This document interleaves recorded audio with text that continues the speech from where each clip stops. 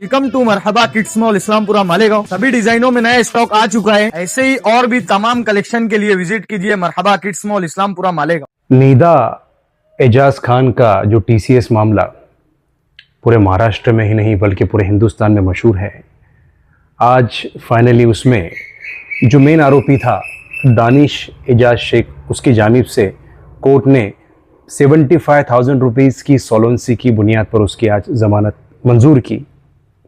इस बारे में तफसील कुछ ऐसी है कि सीआर नंबर 166/2026 ये दाखिल हुआ मुंबई नाका पुलिस स्टेशन में। जो इस मामले की नौहियत है वो कुछ ऐसी थी कि फरियादी जो है इसमें पीड़िता, उसने कलम 75, 79, 123, 125, 351 सबसेक्शन 1, 352 सबसेक्शन 3, 61 सबसेक्शन 2 और 34 ऑफ BNS के तहत एफआईआर दर्ज की थी टोटल 5 एक्यूज पर्सन्स के खिलाफ, जिसमें एक्यूज नंबर 1 जो था तौसीफ बिलाल अतर, 2 पर दानिश एजाज शेख, 3 पर शाहरुख शौकत कुरैशी, 4 पर रफीक रजा मेमर और 5 पर नीदा एजाज खान। इसमें जो प्रोसिक्यूशन की जो स्टोरी थी वो तौसीफ और दानिश के एतबार से थी। वो ऐसा था कि तौसीफ और दानिश ने पीड़ित को बार बार उनके धर्म की बुनियाद पर नीचा दिखाया, उनके भगवानों को बुरा भला कहा, गालियां दी, और उसी के साथ साथ तौसीफ और दानिश जो थे वो इस पीड़ित के सुपीरियर यानी इनके जो थे बॉस थे, इसलिए अपने काम का सारा लोड जो था वो इन पर डालकर, पीड़ित के ऊपर डालकर उनको मजबूर करते थे कि वो इस्लाम में शामिल हो जाए, धर्म परिवर्तन कर लें। और इसी के साथ साथ बार बार नॉनवेज खाने के लिए मजबूर करना। वो एक मालकरी थे। मालकरी यानी जो इंसान एक बार अनुष्ठान कर ले हिंदू धर्म का तो फिर वो नॉनवेज को छू तक नहीं सकता। वैसे इंसान को मुसलसल नॉनवेज खाने पर मजबूर किया गया, उसको धर्म परिवर्तन करने के लिए कंपेल किया गया और उसको मारपीट भी की गई, फैन फेंक कर मारा, ऐसा प्रोसिक्यूशन की स्टोरी थी जो कि दाखिल हुई 2 अप्रैल 2026 को 4:30 बजे। हमने इस मामले में पैरवी करते हुए कोर्ट को ये बताया कि सबसे पहले जो पीड़ित है इसमें, उसने कहीं भी स्पेसिफिकली किसी का नाम ना लेते हुए एक कॉमन ऑब्जेक्ट और कॉमन मोटिव के तहत सभी का नाम शुमार किया है, जैसे दानिश और तौसीफ, दानिश और शाहरुख। उसी के साथ साथ कितने तारीख को यह वाकया पेश आया नहीं बताया गया, कौन से महीने की घटना है, कौन से साल की, उस बारे में भी कोई खुलासा नहीं किया। और तो और फिरियादी के पास काफी वक्त होने के बावजूद भी उसने पुलिस स्टेशन में फरियाद दर्ज करवाना तो बहुत दूर की बात। एक पॉश कमेटी होती है, prevention of sexual offences act, work place act के तहत उसने एक डिसिप्लिनरी कम्युनिटी को भी उसने इंटीमेट नहीं किया कि मुझे मजबूर कर रहे हैं इस्लाम कबूल करने पर, ये मुझे मारपीट कर रहे हैं, ये मुझे नॉनवेज खाने के लिए कंपेल यानी मजबूर कर रहे हैं।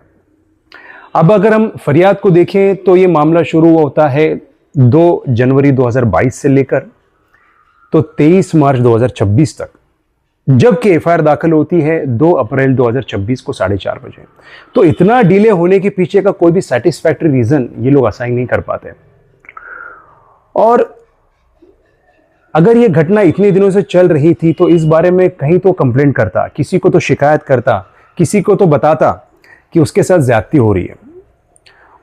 हमने कोर्ट में ये भी बताया कि इसके जो बहनोई हैं वो भी उसी कंपनी में सबके सीनियर बॉस, यानी जो दानिश और तौसीफ, नीदा, इन सबके सीनियर सुपीरियर बॉस हैं।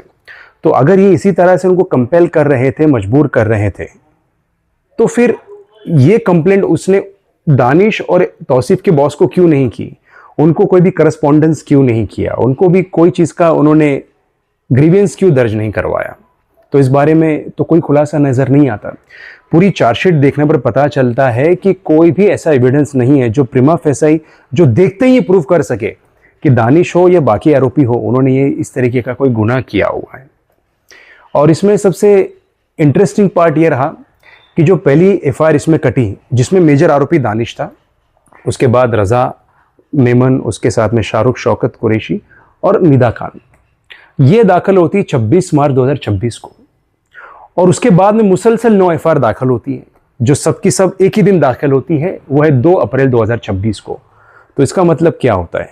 इसका मतलब ये होता है कि सारे इतने दिन से सो रहे थे, किसी ने मजबूर किया, किसी ने, एक बहुत बड़ी कोई तंजीम इसके पीछे जिन्होंने इनको कंपेल किया कि आप सब जाकर पुलिस स्टेशन में इनके खिलाफ एफआईआर दर्ज करवाओ। तो सभी की सभी एफआईआर 26 मार्च 2026 के बाद में एक ही दिन जो है 2 मार्च 2026 को दाखिल होती है। दानिश के खिलाफ में 2 एफआईआर दाखिल रही, 156/2026 और 166/2026। 156 में तो सुनवाई हो चुकी, बेल ऑर्डर्स भी आ चुके हैं। अभी जो मामला था 166/2026, इसके अंदर आज डिस्ट्रिक्ट एंड सेशन जज at Nashik district court number 6 V V Katare साहब ने 75,000 रुपीज़ की सॉल्वेंसी के ऊपर इनकी जो है आज जमानत मंजूर की है। जो इसमें कलम लगाए गए थे मैंने आपको बताया 75, 79, 123, 125, 351(2), 353, 61(2), 34, जो कि अगर हम आईपीसी से कंपेयर करें तो वो होता है 354, 298, उसके बाद में 153(1), 338, 34, 141 और जो सबसे इंपॉर्टेंट इसमें सेक्शन था वो 79 था। तो ये सब सेक्शन को हमने बताया कोर्ट में कि अगर ये सब चीज़ें हुई हैं मुसलसल तो कोई डॉक्यूमेंट तो आना चाहिए। बिकॉज दानिश एजाज शेख को जो है पहले सीआर में 26 मार्च 2026 को ऑलरेडी अरेस्ट किया था, जिसमें उनको 30 मार्च 2026 तक की पुलिस कस्टडी मिली थी। उसके बाद में जब 2 अप्रैल 2026 को नई एफआईआर दाखिल होती है तो उनको फिर से ट्रांसफर करते हैं और 22 अप्रैल से लेकर तो मुसलसल 5 मई तक उनको पीसीआर मिलता है, जबकि 35 दिन का नोटिस भी इशू किया गया था। 35 दिन का नोटिस ये होता है जो पुराने सीआरपीसी में 41A था, जो अभी 35 दिन हो गया। और 35 दिन के नोटिस के अंदर आपको मेंशन करना होता है कि आपको आरोपी को अरेस्ट ना करते हुए आरोपी की तरफ से आपको किस चीज़ की मालूमात हासिल करनी है। और अगर आरोपी को अरेस्ट करना है तो 35(6) होता है, जिस बुनियाद पर आप मेंशन कर सकते हो कि 35(6) के तहत आरोपी को अरेस्ट किया जाए। पर 35(6) का कहीं भी खुलासा नहीं था। निदा हो या फिर दानिश हो, इनको सभी को 35 दिन की नोटिस देने के बावजूद भी अरेस्ट किया, हमने कोर्ट को बताया भी। उसी के साथ साथ जो दानिश का मोबाइल फोन था वो भी रिकवर हो चुका था पहले सीआर में, लैपटॉप था वो भी रिकवर हो चुका था। तो रिकवरी और डिस्कवरी का कोई ग्राउंड बचा ही नहीं था।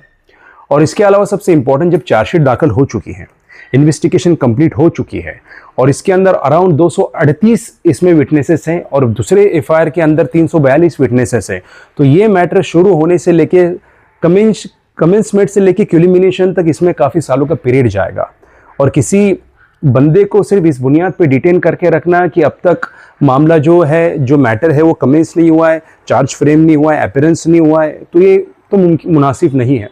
और हमने काफ़ी case laws, citations, ruling, judgment, honourable high court and apex court के कोर्ट में पेश करते हुए सब कुछ कोर्ट को बताया और कोर्ट ने हमारी बाजू मानते हुए आज दानिश एजाज शेख की बेल मंजूर की। टीसीएस मामला जो कि पूरे हिंदुस्तान में आज मशहूर है निदा एजाज खान के नाम से, उसमें दानिश एजाज शेख की फैमिली ने हमारे मालेगांव शहर के साबिक एमएलए साहब आसिफ शेख रशीद साहब से रब्ता किया था कि उनकी हेल्प करें, मदद करें।